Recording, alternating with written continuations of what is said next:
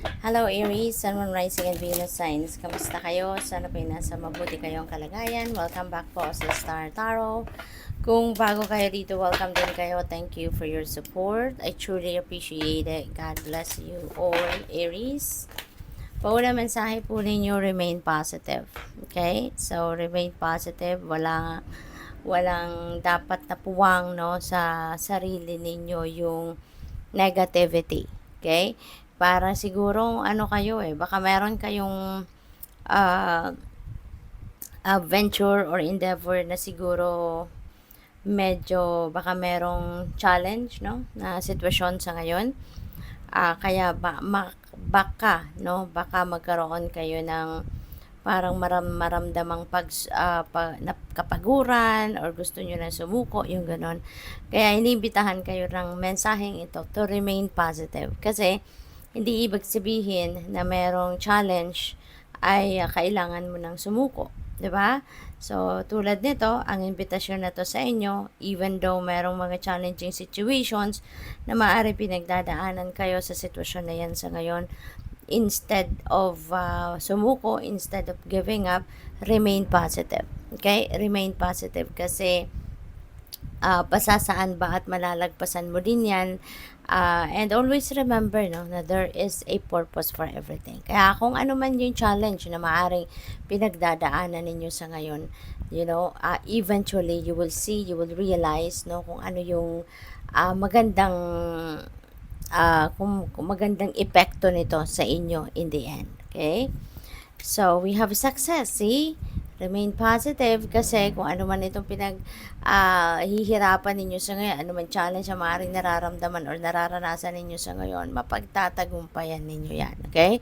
There is success na naghihintay sa inyo sa ngayon. At iba-iba yan, depende sa inyong sitwasyon. Pwedeng success yan doon sa ginagawa ninyo sa ngayon, sa pinagtatrabahuan ninyo, pinagsisikapan ninyo sa ngayon. Maybe yun ang pagtatagumpayan ninyo.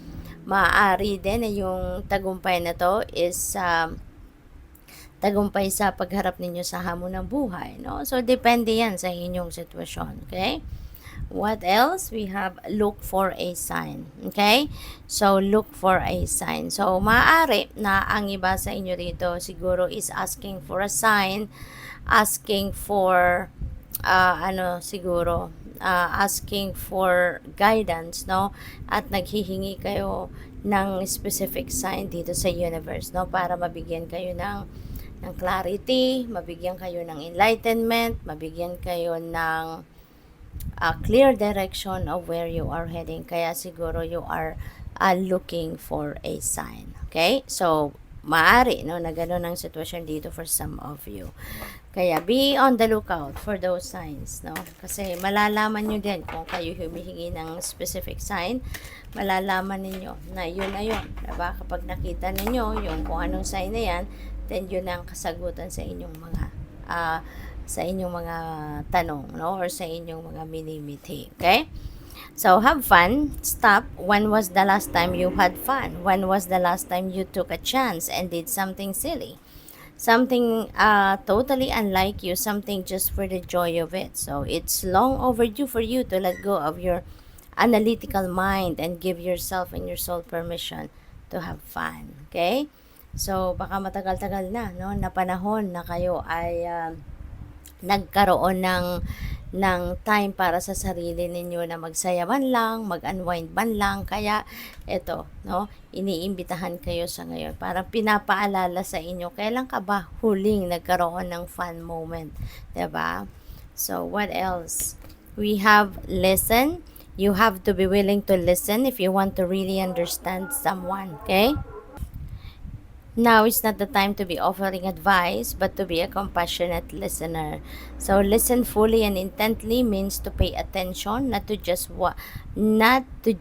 what's being said, but to what lies beneath the words. Ayan. So siguro ito yung inyong mission sa ngayon, Aries. Ito yung inyong mission, ito yung inyong purpose right at this moment, no, na magkaroon kayo or be a compassionate and good listener. Meron siguro dito mga taong lalapit sa iyo, nangangailangan ng inyong compassion, nangangailangan ng inyong tulong, nangangailangan ng inyong pag-iintindi, 'di ba? Not necessarily na magbibigay kayo ng advice sa kanya, sa kanyang mga problema, but yung pakikinig lang, no, sa mga sasabihin niya, sa pakikinig lang sa kanyang mga sa pagsasabi niya sa iyo ng kanyang mga problema, mga hinaing, mga bigat sa dibdib, malaking tulong na yon para sa taong ito. No? So maaaring 'yun ang kailangan ninyong gawin sa ngayon, ano?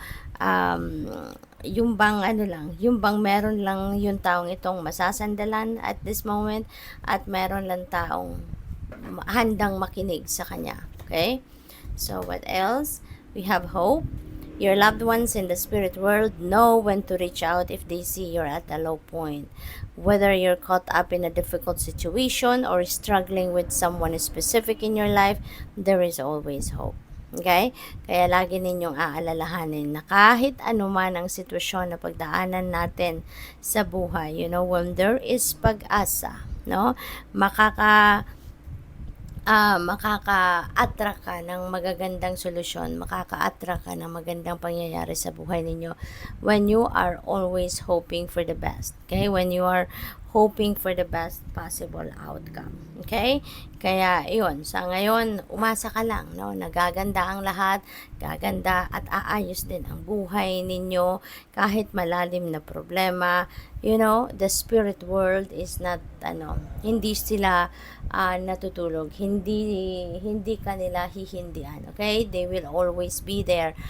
You just have also to call on them, no? Lalo-lalo na yung mga spirit guides mo, yung angels mo, 'di ba? Just call on them, no? Tawagin mo lang sila at lagi silang magtatakbuhan para tulungan ka, para i-rescue ka. Para yun nga ang importante, no? Don't lose hope.